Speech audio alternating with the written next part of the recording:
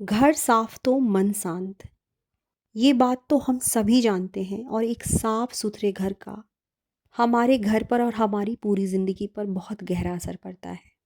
मेरे साथ तो अक्सर ये होता है कि घर का एक कॉर्नर ऑर्गेनाइज करती हूँ तो अगला तैयार मिलता है।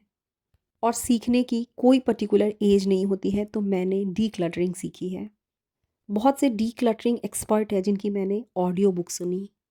मैरी कॉन्डो वर्ल्ड लेवल की डी क्लटरिंग एक्सपर्ट है, उस पर मैंने एक वीडियो भी बनाई थी। और जब मैंने उनकी बुक पढ़ी, बहुत क्लैरिटी आई कि घर को किस तरीके से डी क्लटर किया जाए, अननेसेसरी चीज़ों को कैसे हटाया जाए। जापानीज़ डी क्लटरिंग से रिलेटेड भी मैंने कई वीडियो देखी, बुक्स पढ़ी। जापान में मिनिमलिज्म और डी क्लटरिंग का कंसेप्ट बहुत पॉपुलर है। जापानीज़ लाइफस्टाइल अलग है, हम इंडियंस हैं तो हमारी लाइफ बिल्कुल अलग है। आजकल डीक्लटरिंग के नाम पर हमें ये सिखाया जाता है कि घर की सारी चीज़ें निकाल दीजिए।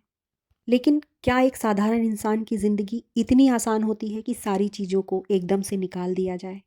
मुझे पर्सनली ऐसा लगता है कि डीक्लटरिंग का मतलब सामान फेंकना नहीं, बल्कि अपने घर को इतना व्यवस्थित बनाना है कि हमारा मन भारी ना हो। फ़िलहाल मेरी छोटी सिस्टर प्रीति घर पे आई हुई है, उसकी वजह से मुझे थोड़ी हेल्प भी मिल जा रही है, टाइम बच रहा है, क्योंकि वो घर के कामों में मेरी काफ़ी हेल्प कर देती है।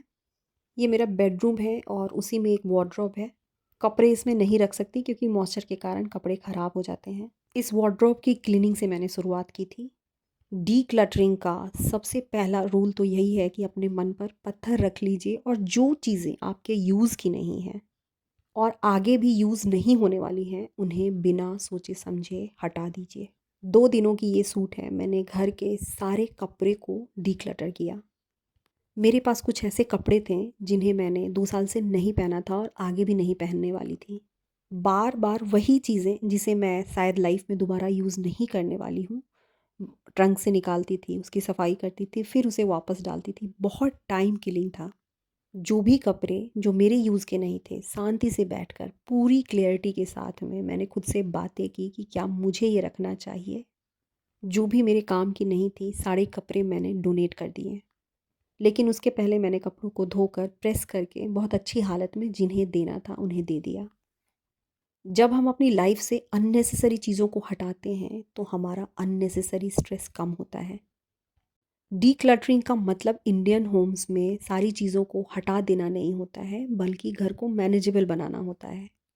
और जब कम चीज़ें होती हैं तो हमारा घर अपने आप मैनेजेबल हो जाता है। बहुत से वैसे कपड़े जो मेरे यूज़ के नहीं थे, तनिष्क के, जानवी के, मेरे हस्बैंड के, मैंने सारे कपड़े हटा दिए। अब अलमीरा खोल कर देख रही हूँ तो ये पता चल रहा है कि कौन से कपड़े कहाँ रखे हैं। अननेसेसरी शॉपिंग, इसे कंट्रोल करना बहुत ज़रूरी है। 2005 में मेरी शादी हुई थी और 2012 में मैं अपने हस्बैंड के साथ रहने आई थी। गवर्नमेंट क्वार्टर था, लेकिन पहली बार एहसास हुआ कि अपना घर कैसा होता है। हमें जो पहला क्वार्टर अलॉट हुआ था उसमें केवल 2 ही कमरे थे। घर सजाने का शौक़ बहुत था और बिना सोचे समझे जब भी मैं बाहर जाती थी, छोटी-छोटी डेकोरेशन की चीज़ें खरीद कर ले आती थी। इस बात की समझ ही नहीं थी कि छोटा घर है तो सजावट की छोटी-छोटी इतनी फालतू चीज़ें नहीं लेनी चाहिए थी। हमारा जो इंडियन घर है वो डेकोरेशन नहीं बल्कि प्रैक्टिकल ऑर्गेनाइज़ेशन चाहता है। चीज़ें अपनी जगह पर हों लेकिन साफ़-सुथरी हों। बहुत इम्पॉर्टेंट है कि यूज़फुल और मीनिंगफुल चीज़ें होनी चाहिए, लेकिन घर को अननेसेसरी चीज़ों से भरना नहीं चाहिए। मैरी कॉन्डो कहती हैं कि जो चीज़ें लाइफ में जॉय नहीं देती हैं, खुशी नहीं देती हैं, उन्हें हटा दो। बहुत सी ऐसी पुरानी चीज़ें जैसे कि पुराने फ्लावर पॉट, सजाने की चीज़ें मैंने हटा दी। हालाँकि मैंने बहुत सारी चीज़ों को रिकॉर्ड नहीं किया क्योंकि मेरा सारा फ़ोकस क्लीनिंग पर ही था। लेकिन जो भी स्ट्रेस देने वाली चीज़ें थी, हटा देने के बाद मेरा मन सच में बहुत शांत हो गया है। छोटी शुरुआत, जब किसी भी काम को करने का मन ना हो, बस छोटी-सी शुरुआत कर देनी चाहिए। कपड़ों की डिक्लटरिंग के बारे में सोचकर मैं तो डर ही जाती थी। मुझे लगता था कि बाप रे! इतना बड़ा काम मुझसे कैसे होगा? सबसे पहले मैंने अपने पुराने वैसे पर्स को हटाया जिन्हें मैं दोबारा यूज़ नहीं करूँगी, और इस सोच के साथ मैंने रखा था कि इसके अंदर किसी चीज़ को ऑर्गेनाइज़ कर लूँगी। बहुत अधिक ऑर्गेनाइज़र इकट्ठा करने की ज़रूरत नहीं होती है, बल्कि यूज़फुल ऑर्गेनाइज़र को इकट्ठा करने की ज़रूरत होती है। सिर्फ ऑर्गेनाइज़र खरीद लेने से नहीं बल्कि एक सिस्टम डेवलप करने की ज़रूरत है। मैं अपनी गलती बताती हूँ, किसी भी तरह के डब्बे को देखकर मैं यही सोचती थी कि इसे रख लेती हूँ, चीज़ों को ऑर्गेनाइज़ करने के काम आ जाएगा। स्टोरेज भरते चले जाना ऑर्गेनाइजेशन नहीं होता है। रियल ऑर्गेनाइजेशन का मतलब होता है आसानी से चीज़ें मिल जाएं और उन्हें खोजने में बहुत अधिक स्ट्रेस ना हो। परफेक्शन के पीछे भागने की ज़रूरत नहीं है। पिंटरेस्ट या इंस्टाग्राम की तरह घर नहीं, बल्कि एक साफ सुथरा मैनेजेबल घर चाहिए। काम को हल्का बनाने से मन हल्का होता है। अब मुझे बहुत सारे कपड़े प्रेस करने हैं। ये मेरा काम है तो कोई और तो करेगा नहीं, अब मुझे ही करना है। सामने प्रीति बैठी है, मैं उससे गप्पे भी लगा रही हूँ, इतने सारे कपड़े प्रेस भी कर रही हूँ। अगर अभी प्रीति मेरे पास नहीं होती तो कुछ भी मनपसंद की कोई मूवी देखते हुए या पॉडकास्ट सुनते हुए मैं ये कपड़े प्रेस करने लग जाती। बिल्कुल छोटी छोटी चीज़ें हमारे लाइफ को आसान बनाती हैं।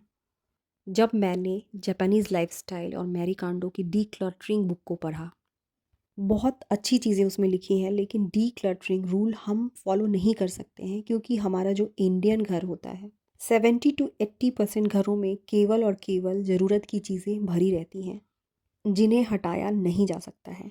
मेरे लिविंग रूम में जहाँ मैं बैठ कर के कपड़े प्रेस कर रही हूँ, बगल में ट्रंक रखा है जिसे मैं चादर से या किसी भी चीज़ से ढक कर के रखती हूँ। नहीं हटा सकती क्योंकि ट्रांसफ़र के समय इसी ट्रंक में जो भी मेरी कीमती साड़ियाँ होती हैं, कपड़े होती हैं, रख कर के ले जानी होती है। अब हर बार इसे हटाना, फिर से वापस ख़रीदना पॉसिबल नहीं है।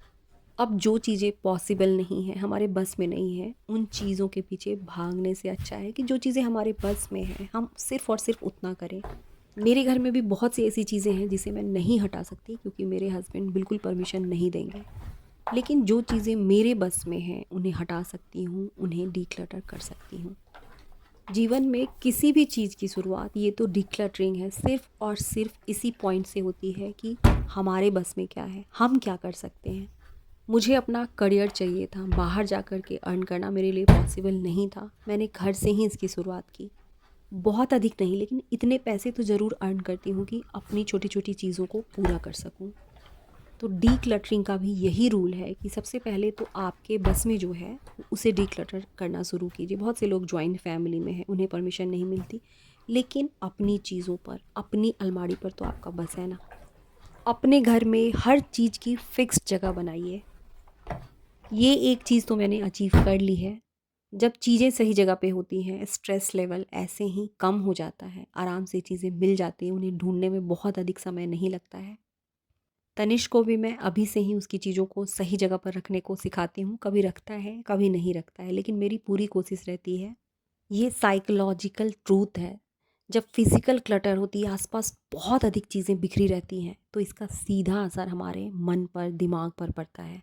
जब हमारा घर मैनेज होता है, तो हमारी लाइफ भी थोड़ी-थोड़ी मैनेज होने लगती है। वीडियो में बता देना चाहती हूँ अपनी बहन के लिए कि आज लंच, ब्रेकफ़ास्ट सब कुछ प्रीति ने बनाया है। तो ये सच है कि आज मैं किचन में गई भी नहीं थी। इसमें मेरी बेटी के कपड़े हैं, इसमें मेरी बेटी के कपड़े हैं और उससे मैं फ़ोन पर बात कर रही हूँ, वीडियो कॉल पर पूछ रही हूँ कि उसे कौन से कपड़े पहनने हैं और कौन से कपड़े नहीं पहनने हैं।